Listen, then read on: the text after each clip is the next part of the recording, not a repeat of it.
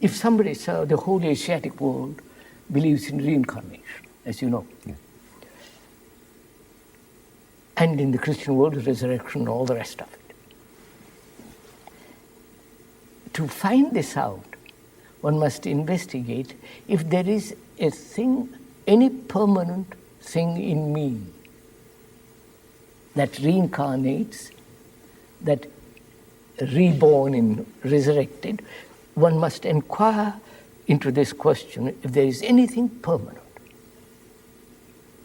Permanent? Nothing is permanent. The carpets go. All the structure, the technological thing, all the thing man has put together is just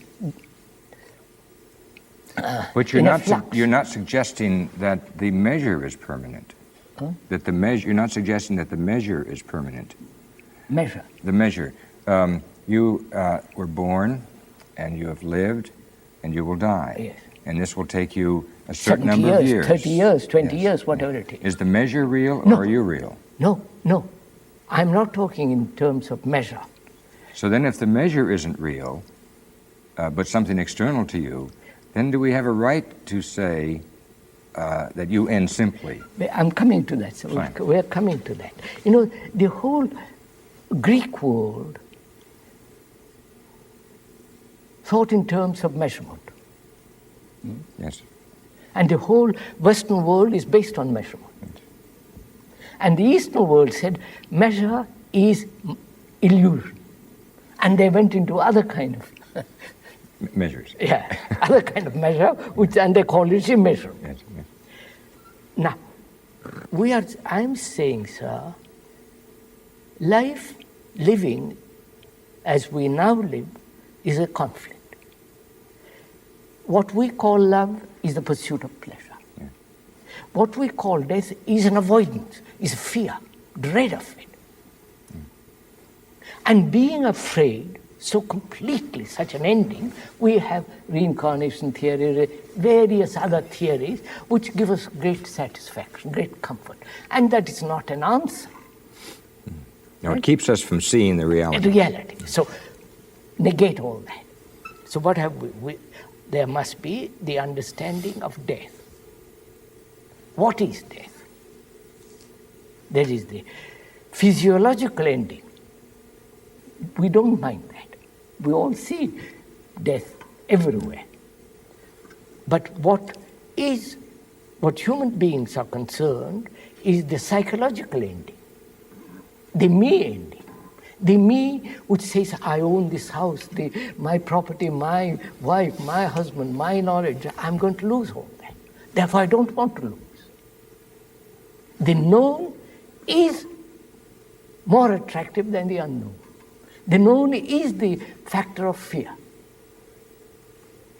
In a rational world. And we're looking at yes, it. Yes. So I have to understand, what does death mean? Does it mean that there is a permanent entity, call it the soul, the Hindus call it the Atma, doesn't matter what name you give it, a permanent entity that never dies but evolves, resurrected, incarnated in time? Is there such thing as permanent entity? Not a theory, not a speculative assertion there is or there is not, but to find out for oneself if there is a permanent entity. The me that says, I must survive. Therefore, I must have future lives, whether in heaven or it doesn't matter. Mm-hmm. Is there such thing? Which is psychologically, yes. Which is this, which thought has put together as the me. I cannot conceive of there being a permanent entity associated with what we call the me. No, obviously. Obviously, yes. Then is there a permanent me apart from that? But then we can ask the question, is there something immeasurable about me apart from that? The moment you say the me is the immeasurable, then I'm back again. You're back again, sorry. Apart from the self, the I'm not going to find me. out. Yes, now we must pursue that. Yes. That's it. There must be discovery of whether there is the immeasurable or not. Not there is or there is not. One must come upon it. Yes. The mind must come upon it. So, there is no permanent self, higher, lower, or no permanency. Therefore, what is? Then death. Physically, biologically, there is death. This we all understand. We see it all the time. Everything goes. What is one is afraid of is the psychological accumulation in relationship of every form of image, knowledge, function. That's what we are frightened of losing. That takes the form of the me, which is going to evolve, become more and more perfect till it reaches heaven or whatever you like to call it. We see that's false. Then what is death?